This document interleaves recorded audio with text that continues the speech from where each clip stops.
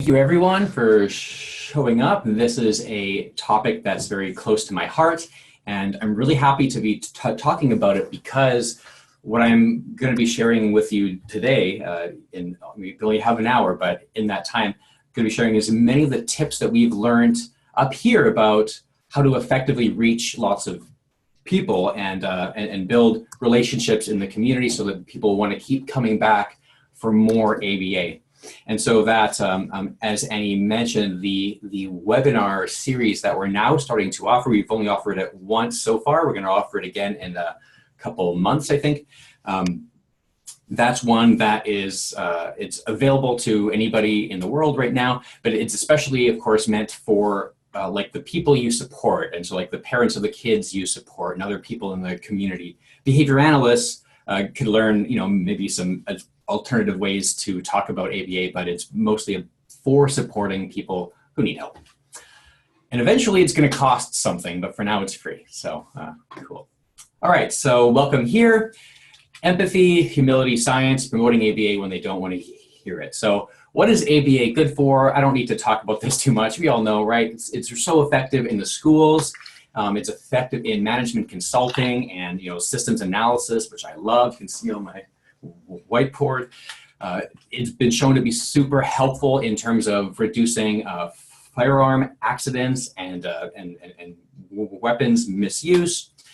Been used to teach creative things like music lessons, and it's been used to remove landmines in other countries and in the hospitals, right? Like, and I don't need to tell you this stuff. You know all this stuff. It's just kind of painting a picture of how effective ABA is in operating rooms, getting people to take their prescribed medications, keeping the safety of staff high, smoking cessation, mental health and trauma, animal training, and so on, right? So with all of this history of significant and demonstrable success, why is it still often so hard to reach people and to get the message of ABA out there in a way that is compassionate and appealing to the people we want to support?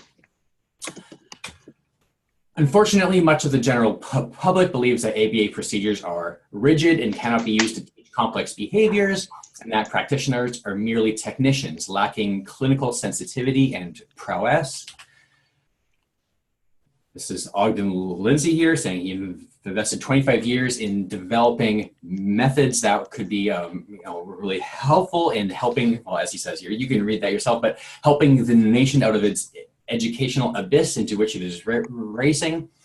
But after all this work, they're still ignored or rejected because of popular myth and bigotry. And Skinner himself, a number of years ago, looked at all this and said, I'm very pessimistic about hope for the world's salvation, at least as related to human behavior and our capacity to influence it. So, what do you want to do with applied behavior analysis? Maybe you want to reach the school system. Maybe you want to build partnerships with clinicians, occupational therapists, SLPs, and so on in the community. Maybe you have a startup company and you want to appeal to other businesses and other specialists in the area to bring them on board. You're thinking outside the box. Maybe you want to appeal to schools for the blind or radio DJs or politicians, right? Who knows? Whatever you're going to do, it's really important to think about how you're going to get that message out there. What are you going to say? And I know from experience, I'm sure I'm not the only one, it can feel sometimes that if you say the wrong thing, or if you don't start the right way, or if you don't build rapport in the beginning, or if someone comes at you with an argument, it can kind of feel like this. Yeah, like it's, I missed my shot, right? Sad panda. So what else can we try?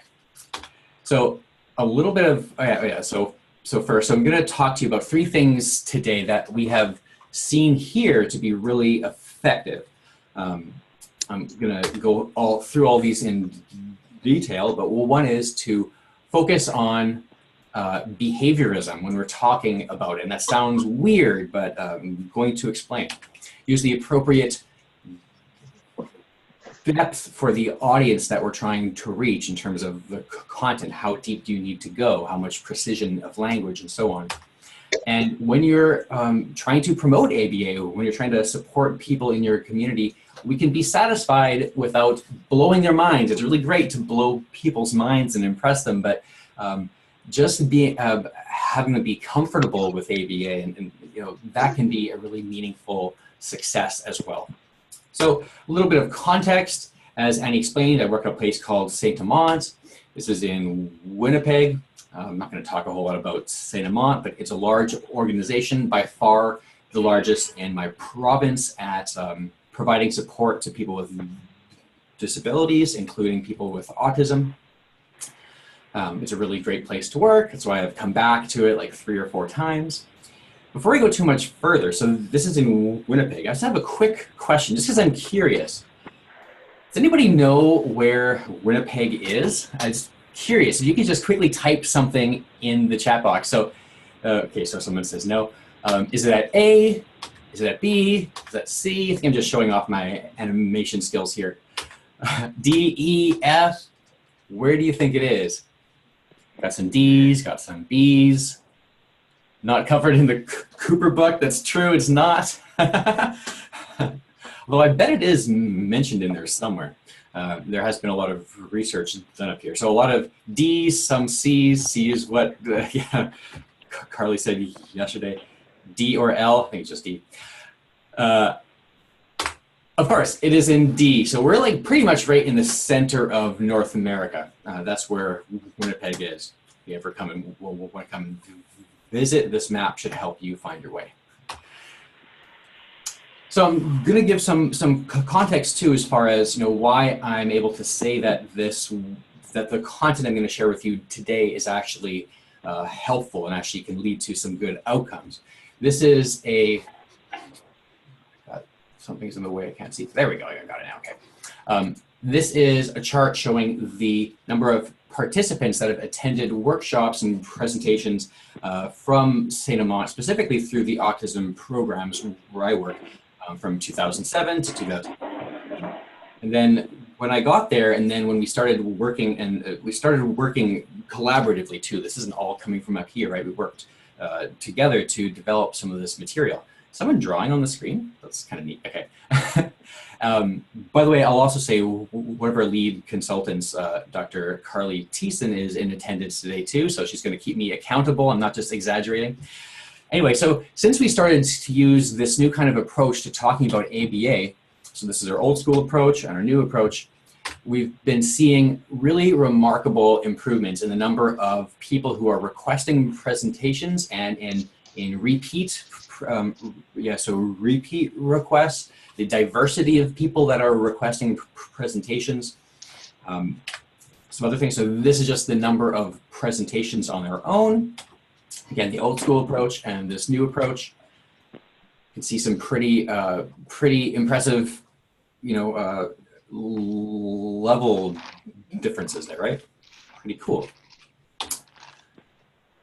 And this is a graph that I like that it's not an APA format, so bear with me. This just shows the old school approach previous years, and then along the x-axis there is just the months of the year, so kind of like a yearly snapshot here.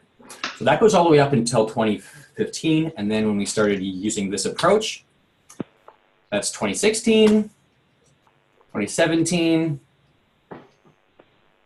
2018, there it is, and this year we're already up there.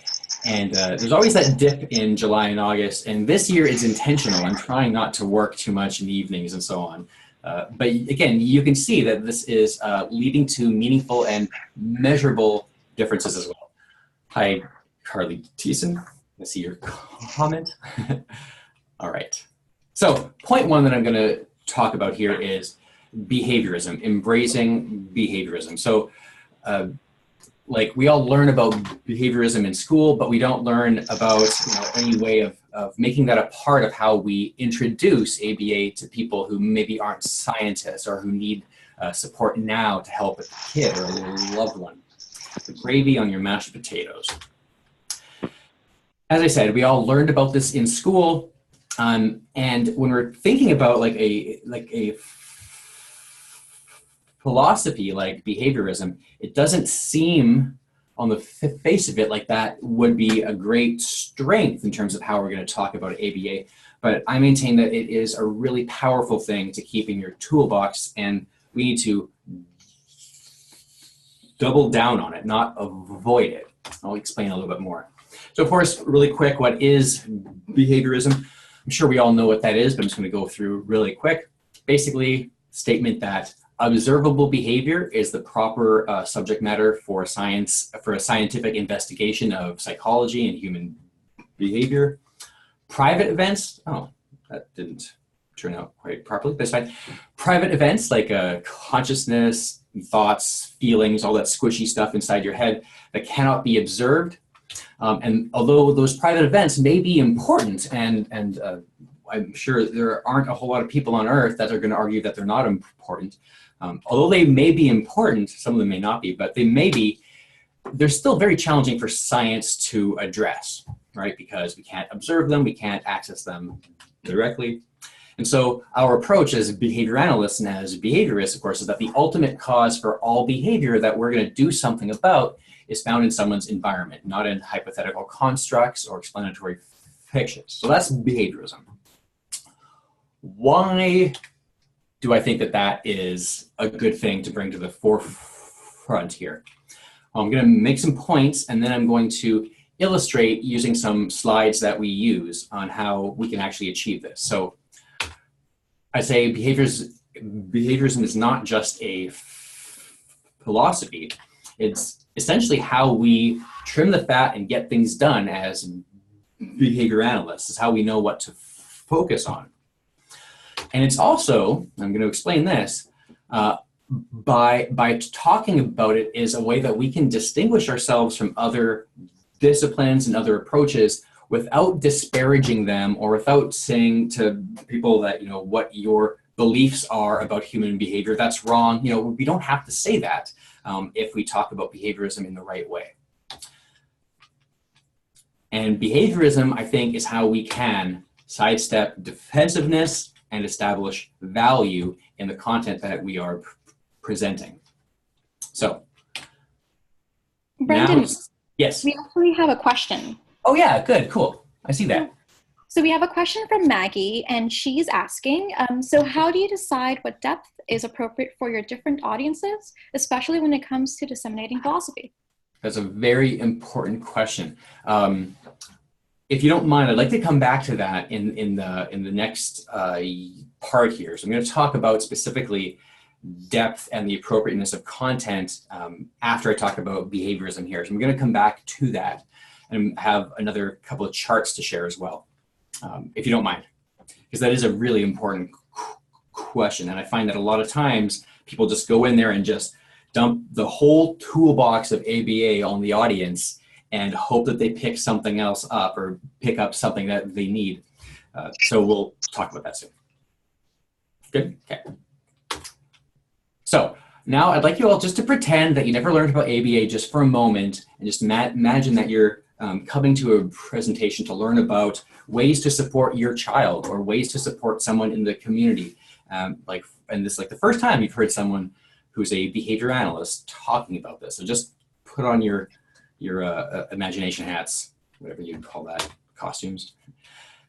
All right, so why do people sometimes engage in challenging behavior instead of appropriate behavior?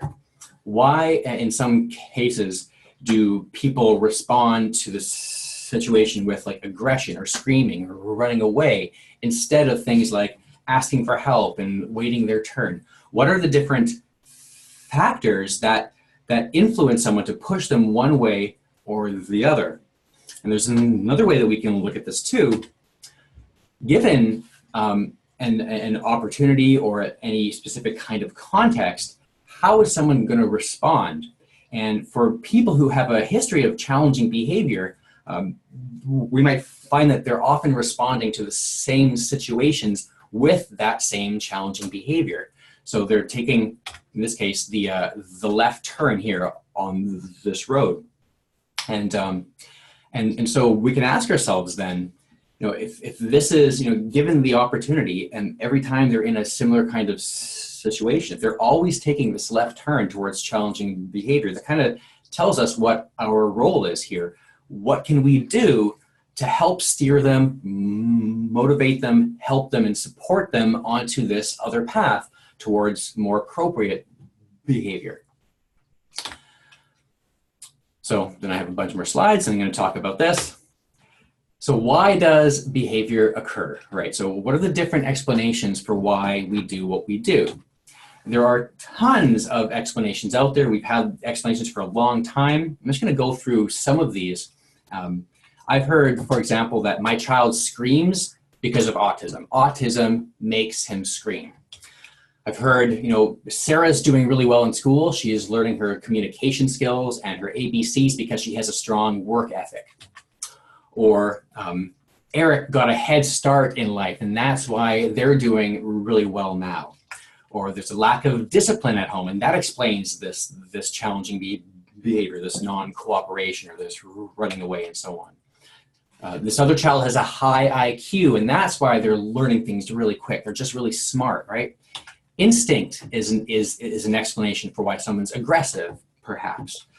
If someone's an indigo child, I'm not going to talk about that one too much, auras and crystals and stuff, but that's a legit explanation that some people have for why their child behaves in certain ways, right? Or they're just wired differently up in their head, right? They're just got crossed wires or something, and that explains their behavior because of their personality, because of their emotional intelligence, or they come from a good family, they have a good heart, because of trauma, because of spite, they're just waiting until I'm on the phone, and then my son screams just to upset me.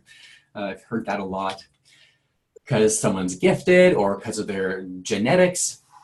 So there are lots and lots of different explanations for why people behave the way that they do.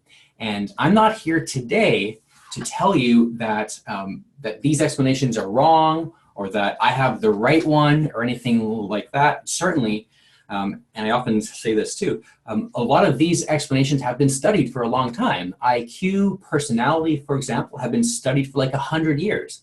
There's a lot of smart people working on these things.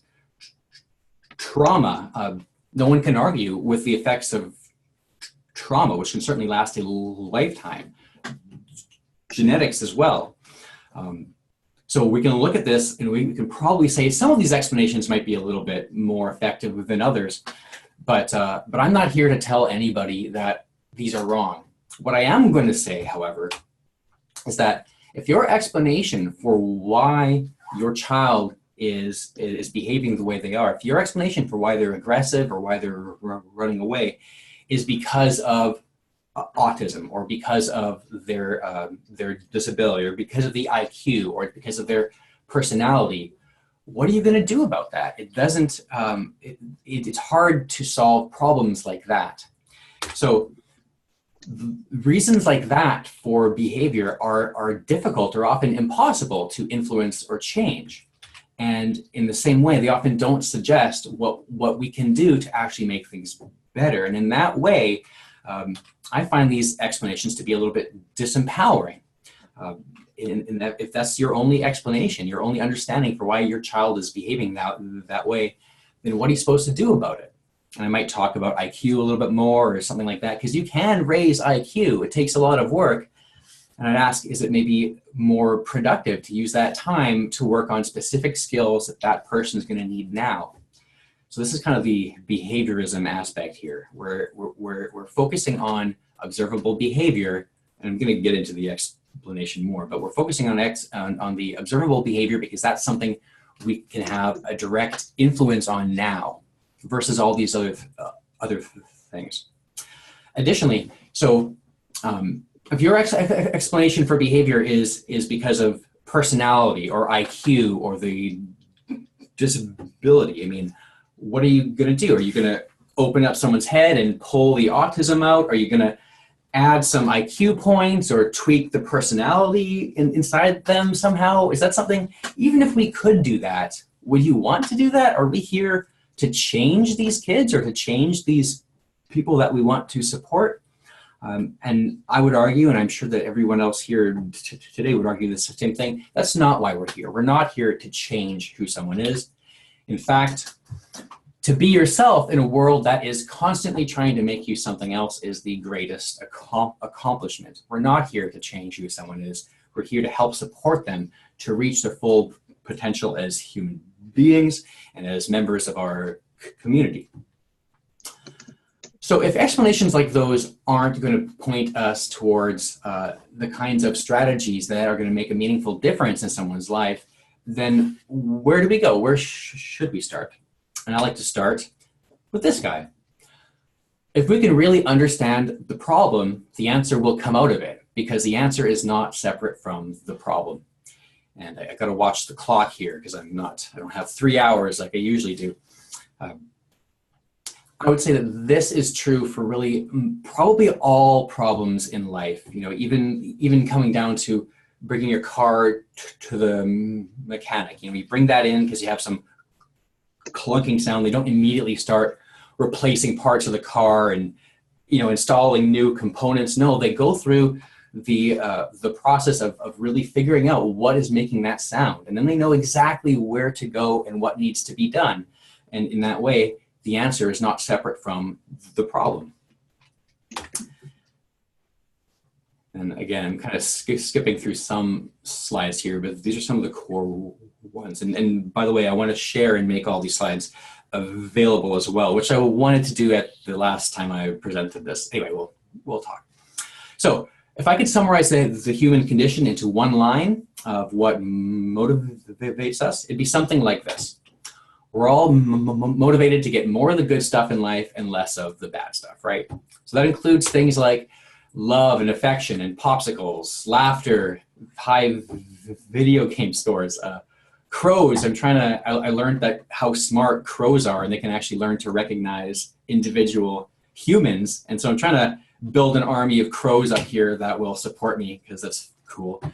And Megan, who's here, just invited me to give another presentation for Uncomfortable X, so I'm really excited about that.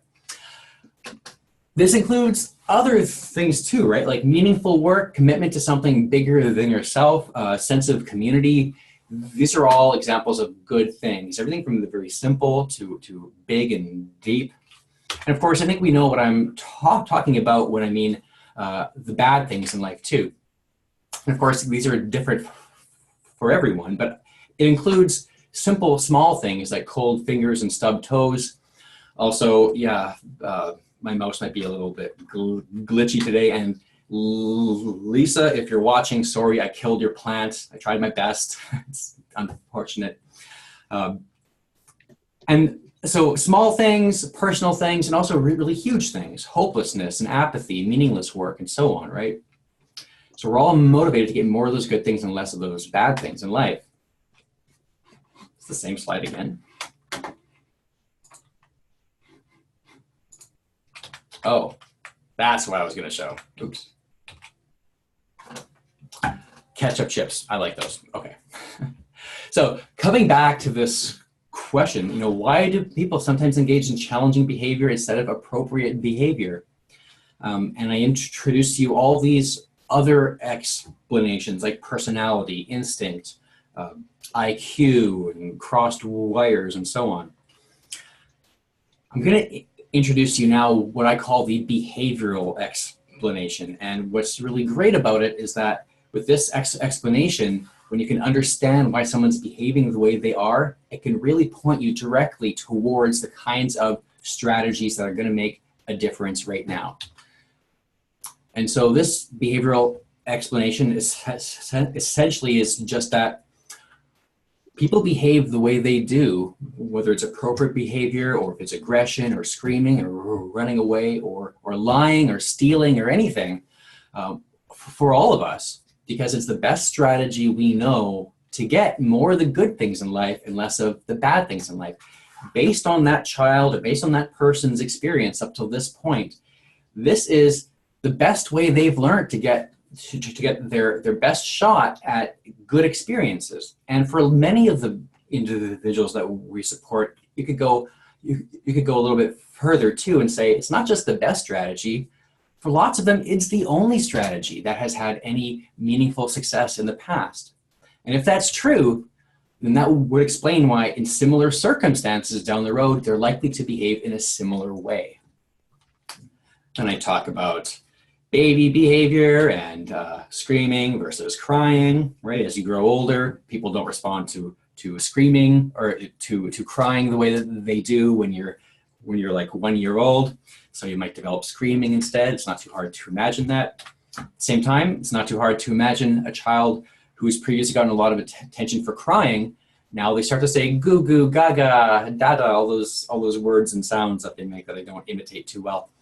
A child that learns to speak like that or say words like that, of course, they're going to get tons of attention. They're going to get more of those good things in life, less of the bad things.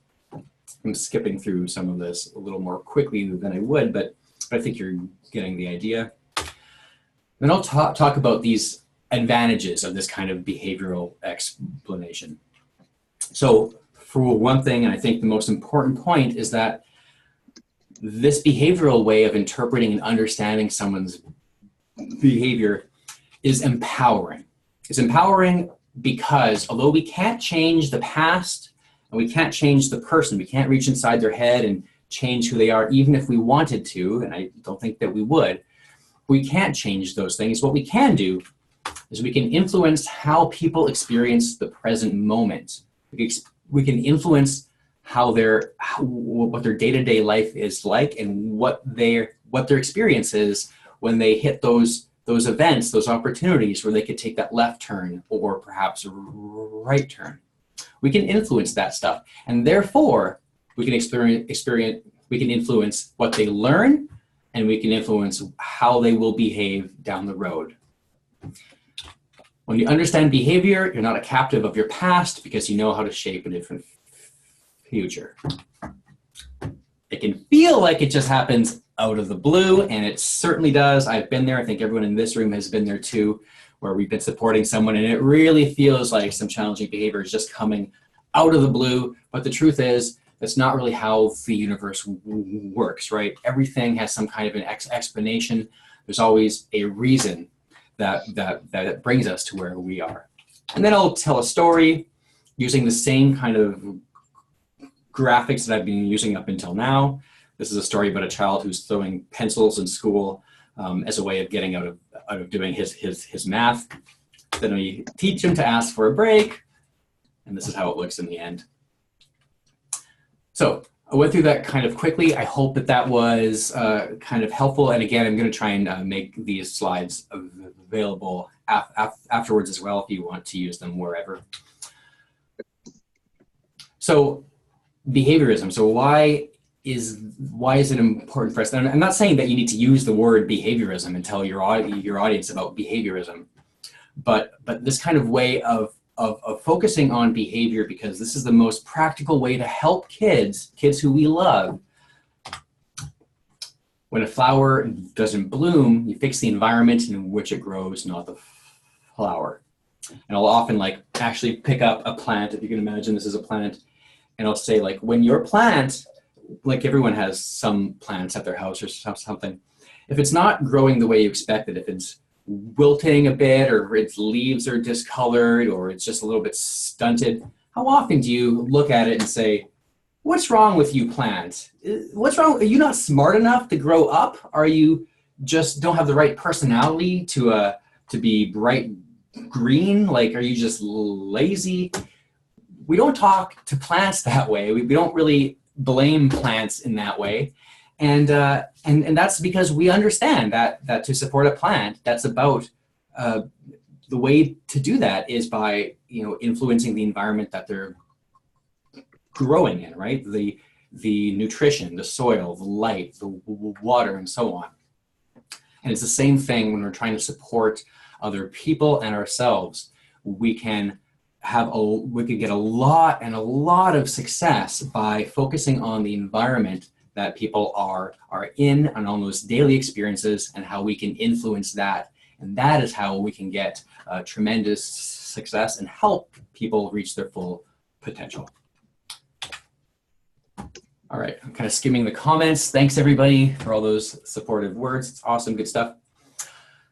So like in a nutshell there, we're talking about ABA without challenging other clinicians, without challenging other interpretations of behavior. I'm not saying that personality, it doesn't exist, or that IQ is a stupid measure or anything like that. I'm saying that those things have been studied a lot. You know, there's a lot of really smart people working on those things, and that's no problem at all. We take this sort of explanation because we feel it leads directly to practical solutions that we can start now in a way that these other explanations might not be able to do so well. Okay. So if there's any questions, okay, so I know there was that one question I'm going to come back to. How do you decide what depth is appropriate? So I'm going to talk about that now.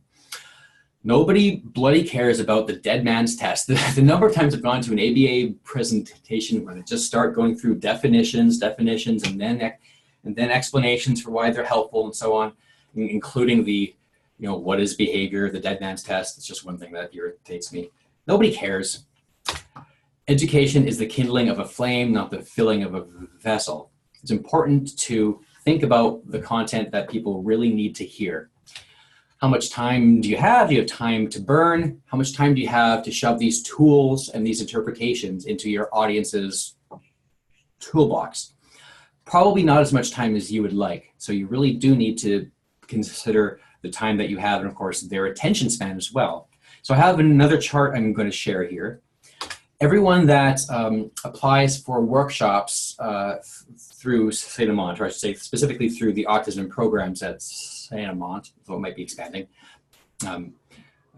I created this online registration system where they can fill out this form where they indicate, you know, when and where and all these other things, and including an option to indicate which of these 5 options you see here, and they're not exclusive, they can pick all of them.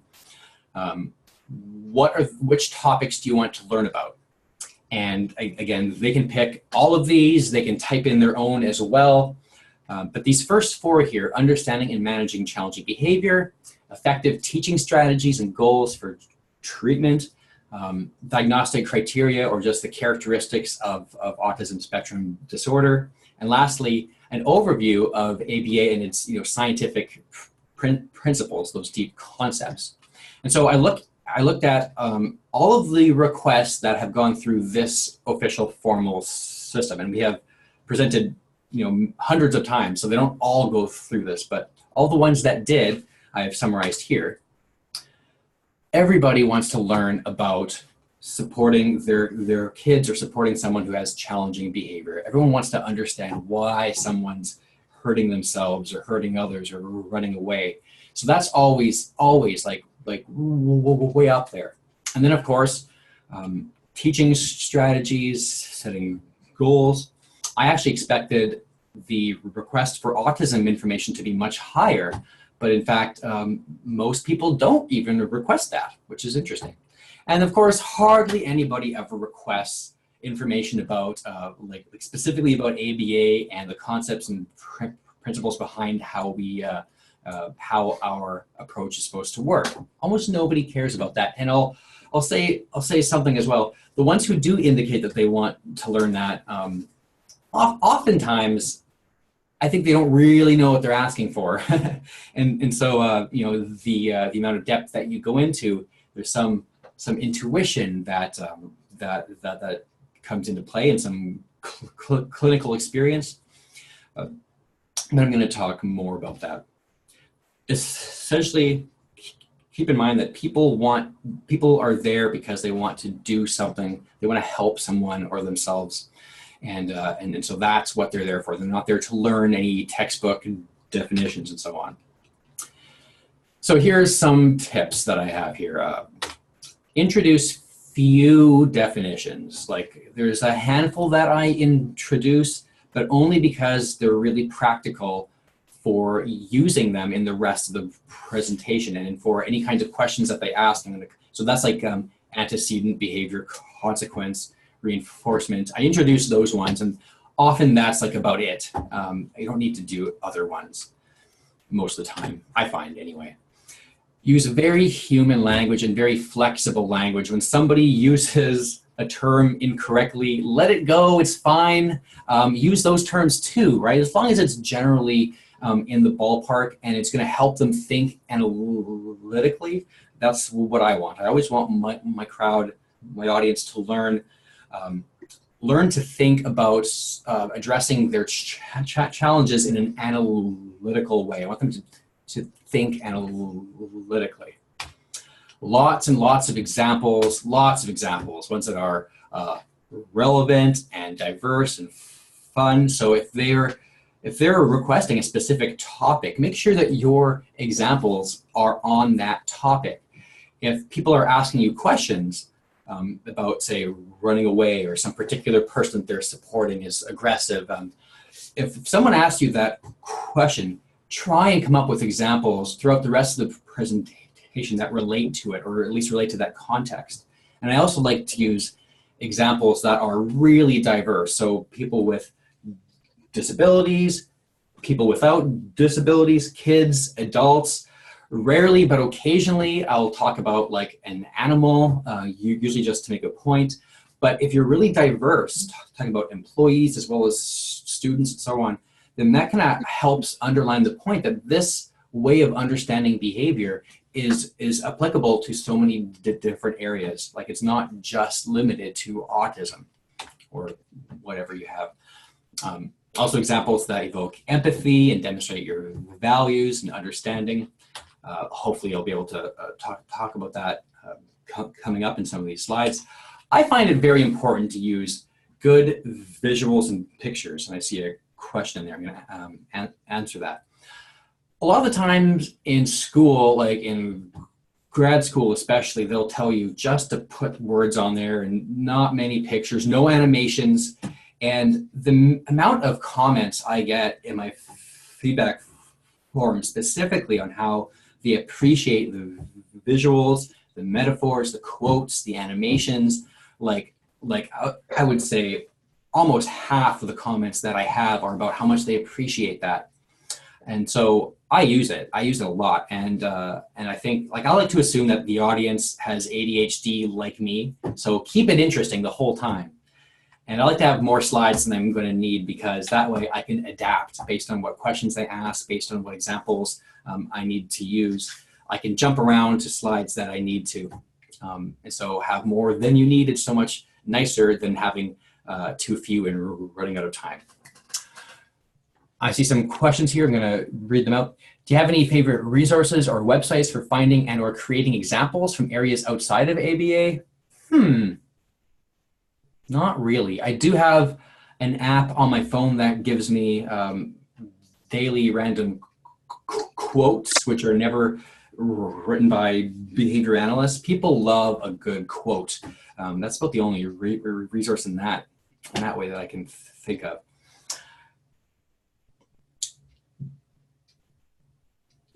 Megan's talking about the dead man's test.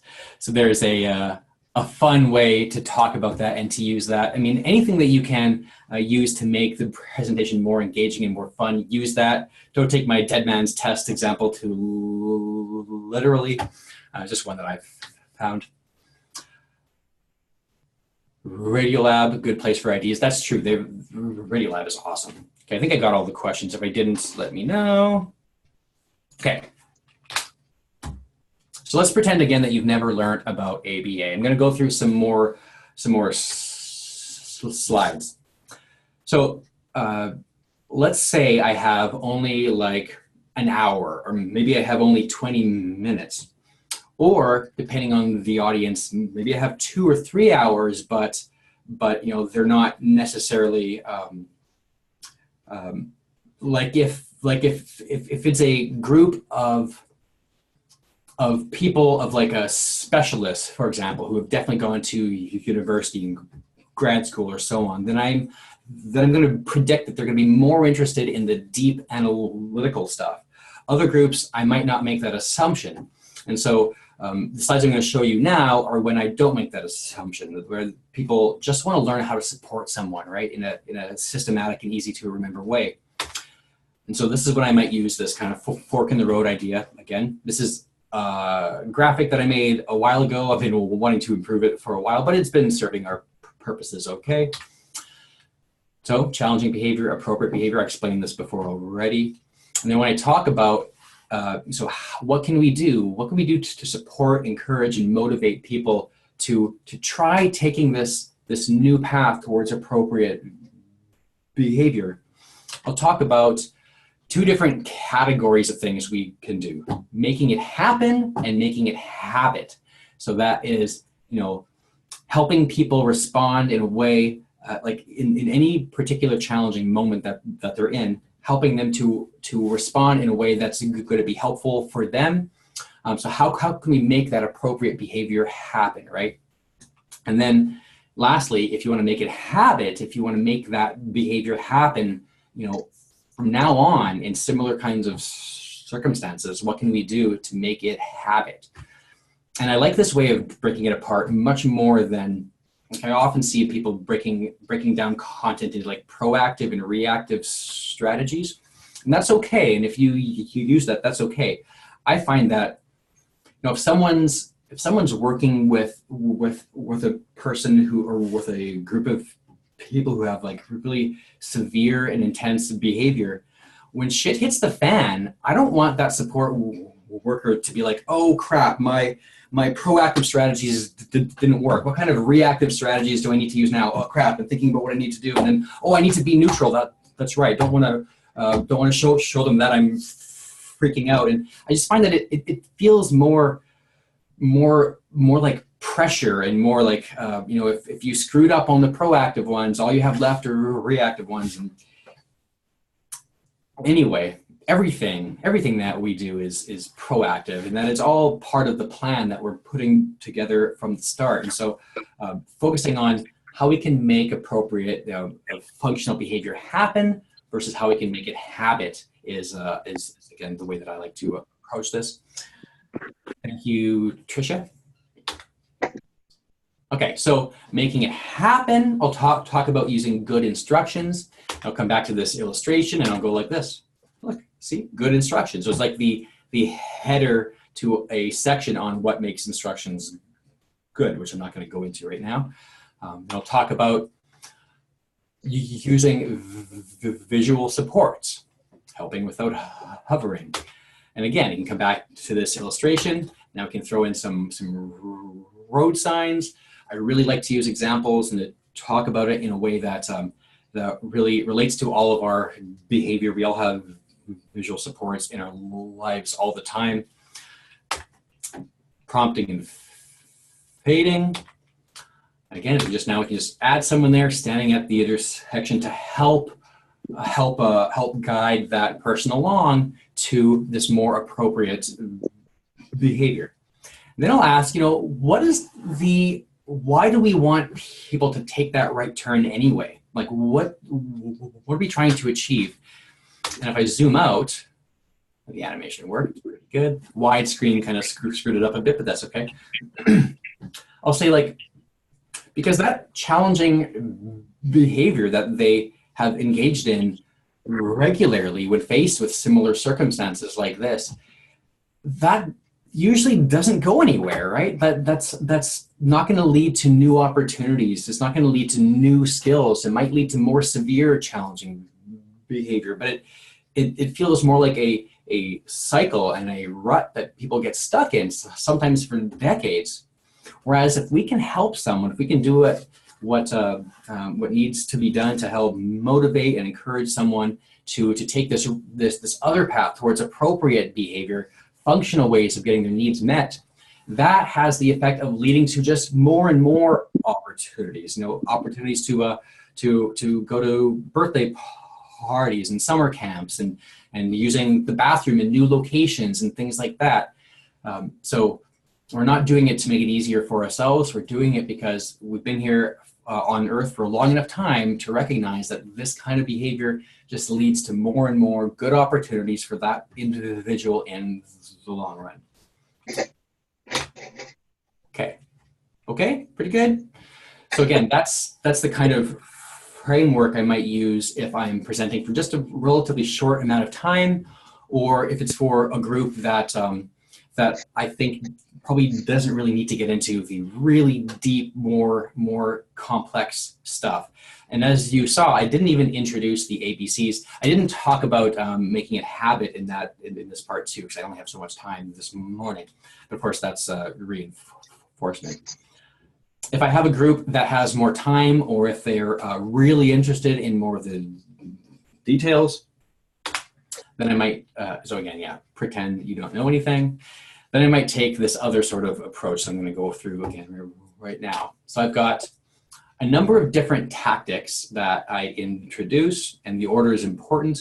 This is just kind of an overview. You can kind of see, I'm not going to explain these right now because I will as I go through them, but antecedent stuff, right?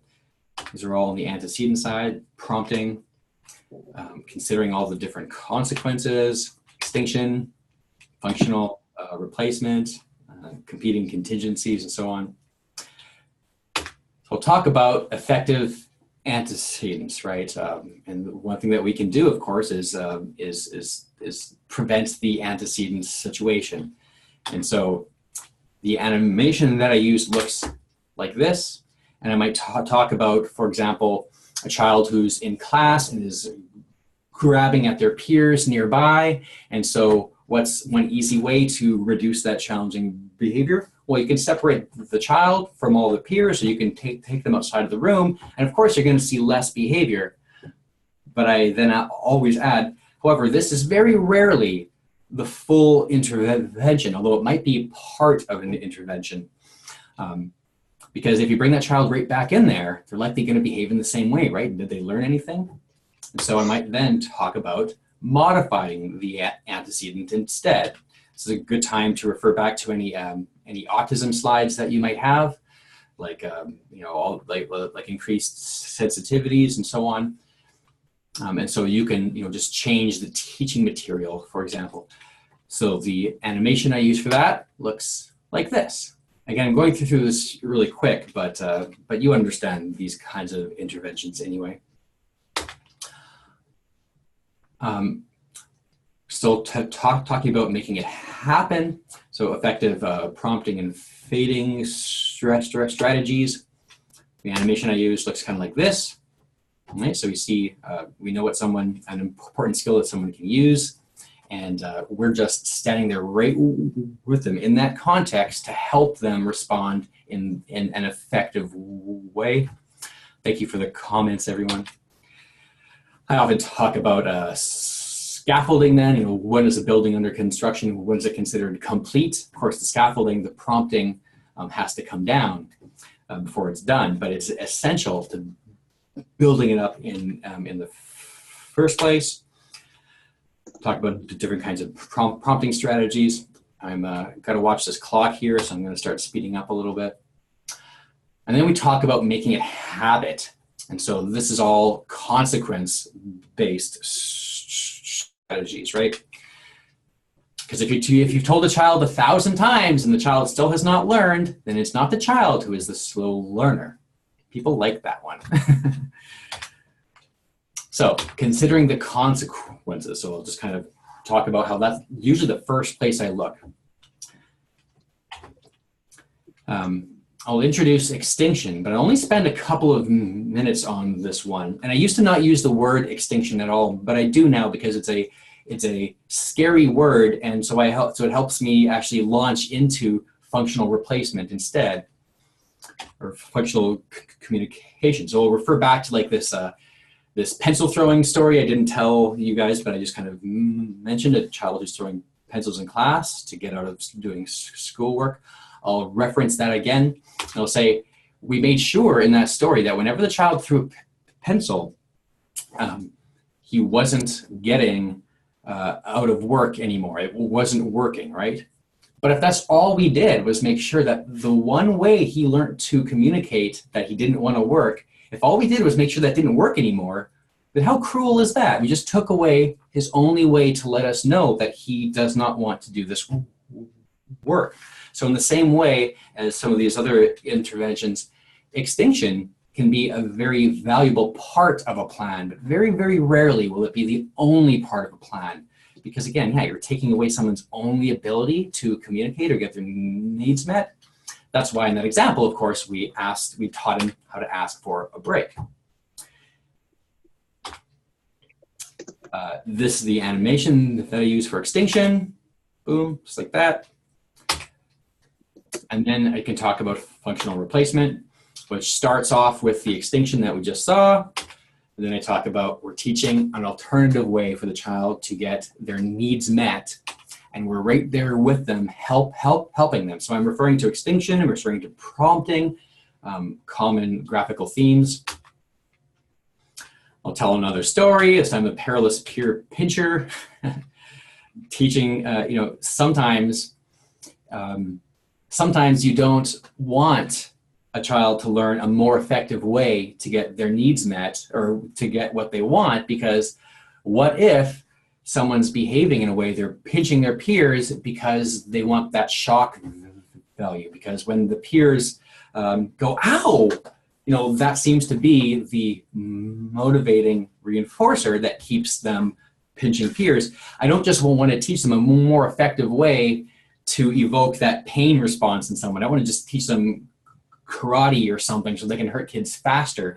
So sometimes you need to have a different kind of approach. And that's where I can talk about like a competing contingency, allowing that child to earn another more effective reinforcer by engaging in some appropriate behavior. And again, I'm right there to help that child respond appropriately in those moments. We're not just setting them off on their own and hoping for the best. And one of the last ones here is I talk about all of the consequences. So all of our behavior has outcomes, and there's consequences and results that come out of all of our behavior. Often there's a wide range, there's a whole ton of them, and to focus on only one can be a mistake. So I have some slides. Consequences can be good, they can be neutral, they can be bad. If I add them all up, what's the overall effect? And so the animation, this is a newer one, but I'm playing around with this animation. So consequence is important, and it's really made up of lots of consequences. If I had more time, I'd give you more examples here, but then just some ideas about what we can do to help improve things. And people love when you refer back to the same slides you showed before. If you have a visual theme like this teeter-totter idea I like to use, people really like when you can reference those again and again. Okay, and I'm almost done, and I know there's no time left, but don't worry, this last one is really fast. Signs that you are doing well. So blowing minds is nice. We all want to blow people's minds like, whoa, there's a science of behavior. That's awesome. I want that too. But we can be satisfied with just influencing their behavior or just their opinions of ABA. So blowing minds is not necessary. I'm happy with these three effects if I can recognize this in my audience.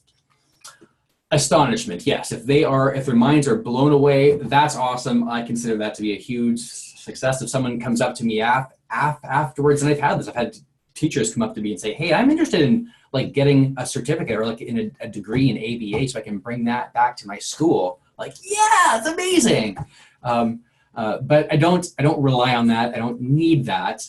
If people respond instead with like some relief in the form of acknowledging or recognizing that, like, phew, all the different interventions we've been trying for the last while, or these strategies that we're working with, like, phew, apparently they are good. We're doing the right thing. We are focusing on, important consequences. We are trying to help them. We're not just hoping for the best. Like, if people can go through this material and if they can feel like, we're not doing so bad back at my school or back at my child care center or back at the day program where I work, then I consider that to be a success too, because now at the very minimum, I've hopefully, hopefully their opinion of ABA is improved, but also I hope, and I see your hand is up, Annie.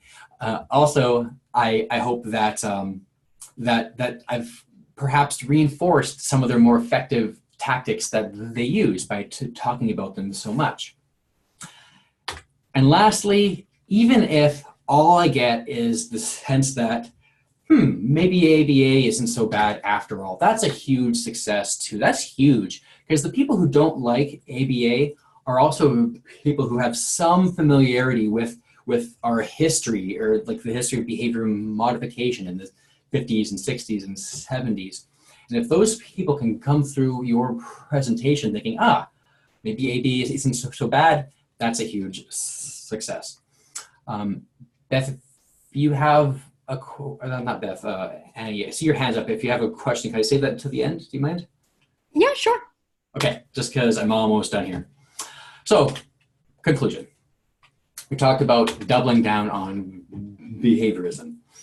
We can use this philosophical approach as a way of not attacking other disciplines or other interpretations of behavior, so we can welcome people in without excluding others. Appropriate depth for the time and for the interest and for the request that your audience has, and it can be satisfied without blowing minds. So, what do you want to do with ABA? Who do you want to reach? Hopefully, what we've shared today will help you feel confident and able to try and meet those goals, to talk to those people, and to get an even bigger crowd than you had before. Because we are never going to sell our approach to our society as long as we stress the control of human behavior. We must instead begin focusing on important values held by all behavior analysts, and probably held by most people as well. When the flower doesn't bloom, you fix the environment in which it grows, not the flower. This is my favorite quote. Someone actually said they put this on a poster, and it's in their school now on the walls. Awesome. And this is my last slide. So if there are any questions, thank you. Thank you. Woo! Yay! Well, that was a fantastic presentation. Before I get into the questions, I've seen that there are some folks who are in the presentation who have logged in using their phone numbers.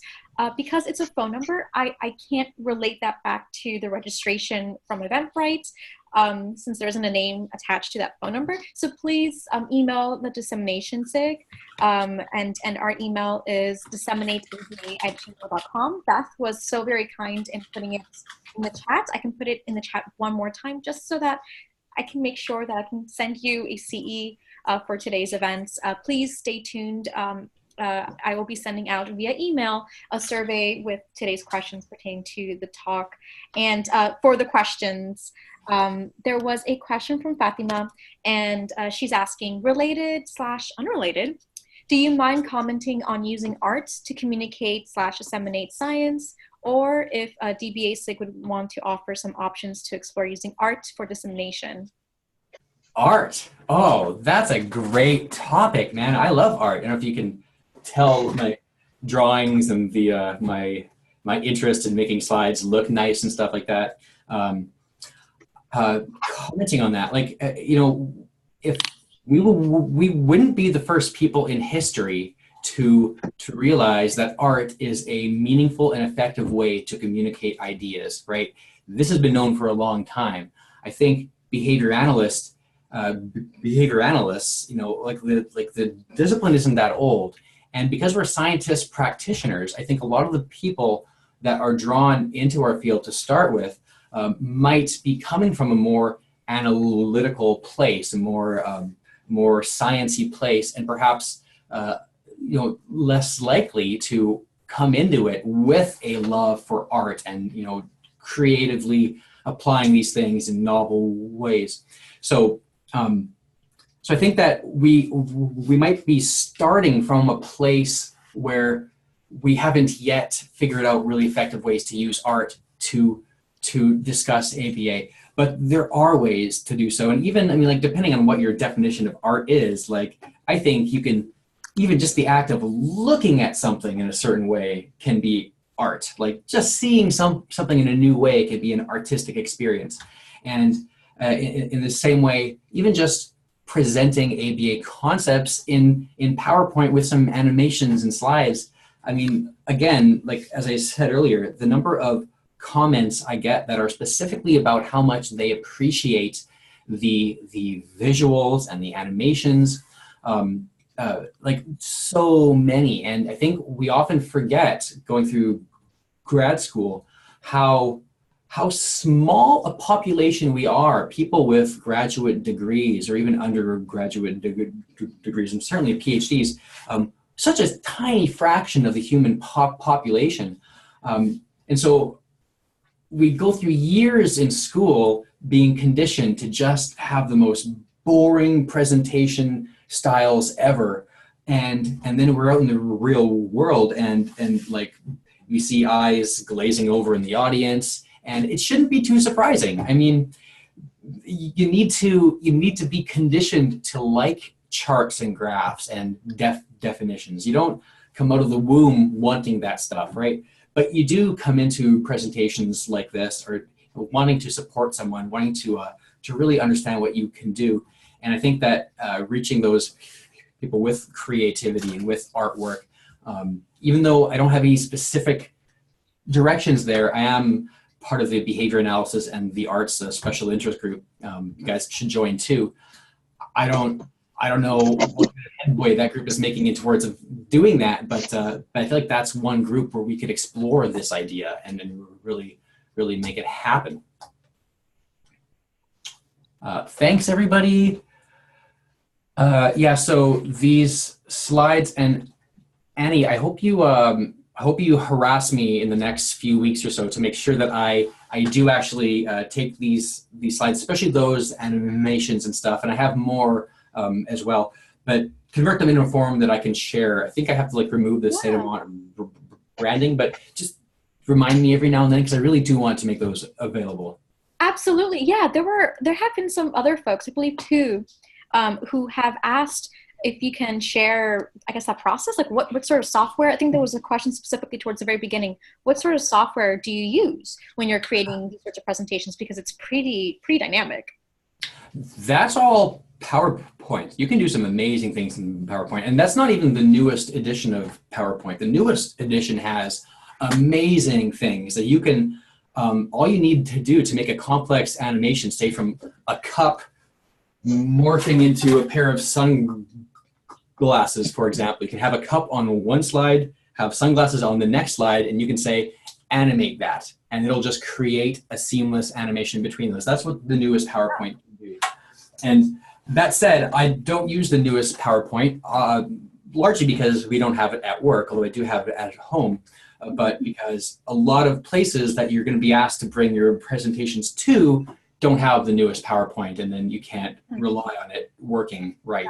So, but all the animations in here are just handmade in PowerPoint, and you know, when I share those, you can investigate them to see how they work.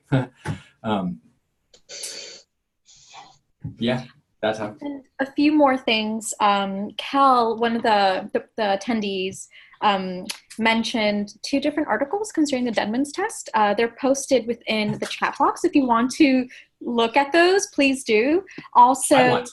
Yeah. I have them already opened on my tabs. So, and also Maggie, she posted. Check our behavior on Facebook. They have a lot of resources related to arts, act, and dissemination. Awesome. Please do that. Everyone, go there. That sounds great. I'm going to go there too. Awesome. And Kel also mentions PictoChart is a great free resource for creating visuals. What page? Sorry? PictoChart. PictoChart. PictoChart. PictoChart. PictoChart. Yes. Awesome. Sorry. Corrected. Yes. PictoChart. I know there are a number of stock picture sites that are no cost. I don't have the names of them right now. Pixabay is one, but there's a bunch. Flat Icon's pretty good if you're going for that sort of style as well. Yeah, so, but you can just Google that and find that stuff. So that's good. I mean, don't necessarily just Google pictures and download those ones, but Google sites that provide pictures. Yeah. Also, public domain review. Now that's something that I haven't worked into it yet, but that's a site that takes everything that has been produced and as its copyright runs out, like often the day that something's copyright runs out, they publish it and write essays about it. And I just can't wait for the day when I have presentations where most of the images are like from 100 years ago or artwork from like 300 years ago. I just think that would be cool. I have some of that now, but yeah. Nice. Oh, and just really quick too, just to remind everyone again, the webinars, like the workshops and presentation series that we offer here, we have only just begun offering them in webinar format. But for the moment, at least, those webinars are at no cost. We got 5 episodes in each season, is what I say about them. But so if you're supporting anybody that you think wants to learn more about ABA, and like the internet is full of resources, but it's hard to pick, it's hard to know, and hard to know where to send a parent to, right? If you're interested, you can contact me and we can hook you up with attending this one, because I'd love to know how people in your community, or even how you feel about those webinars. The next one we're offering in person had, like I said, there's 5 classes, and the in-person one already has 40 people signed up for each one. That's just in Manitoba. Like, Manitoba is a small little place compared to everywhere else. So it's a sign of success. Yeah, and if you guys want to see Brendan talk again at the Coffee and CU's UBA presentation series, he's going to be coming back in November. So that's going to be really exciting. I'm really, really excited for that talk. That's going to be a really interesting one, but we're going to keep it kind of hush-hush until then. Our next presentation is going to be next month. So for those who don't know, and for those who this might be their actual first Coffee and CE event, we do this on a monthly basis. And all the proceeds go to funding not only the DBA SIG, but also our dissemination grants, which we put out yearly for 2 members for them to pursue their dissemination dreams. And our next talk will be in September with the wonderful Shane Spiker. So please stop by. He is another fabulous presenter, and it's actually going to be Shane Spiker and a guest. So that's going to be fun. Yeah, it's going to be really interesting. Fancy. So, yeah, exactly. And I think, awesome, I'm hooked, and we'll be back. I'm excited. The topic of the next presentation, I don't think the topic has been announced just yet. I'm usually the one who makes all the marketing material and puts these events together. We're still in talks to see, we're trying to finalize the final topic, but once it is finalized, you'll start seeing marketing material spill out through Facebook and Instagram and what have you. So stay tuned. So please follow us on Instagram and also on Facebook, where we typically go by Broadcast Behavior, which is also our website, broadcastbehavior.com. And if you ever want to email us for, if you have any questions, comments, or concerns, you can always email us at disseminateaba@gmail.com. And for those who are seeking out CEs, I will be sending out an email to all of you with a survey so that you can fill it out. And the questions will be pertaining towards today's presentation. And please give me about a week or so to send out the CE, since so many of you attended today. It might take me about a week or so, but I will get this out to you as fast as possible. And yeah, once more, thank you so much, Brendan, for coming by and presenting today. Your topic was very, very well received. I loved it. I could present on this like 100 times. I have so many other things I would share, but an hour is only so long. I appreciate it so much. Thank you, everyone, for attending. It means a lot. Perfect. And one more question, Trisha. Today's CE, we made it free to everyone who signed up. The topic was so important that I didn't want to put a price on it. Typically, our CE events are free for our members, and for non-members, they tend to go for $15 per CE. But today's topic was really, I felt, to be very important and very much on brand with what we do and who we are and what we believe in. So I made it free for everyone. So, and that's gonna, and that's typically they do go for $15 if you're not a member. But if you do want to become a member, all the CE events which occur monthly will be free. So it's a thought, just a thought. Alrighty, everyone. So thank you so much. Enjoy the rest of your Saturday. It's a nice way to start your weekend. So yeah. Take care, everyone. Bye-bye. Thanks, everyone.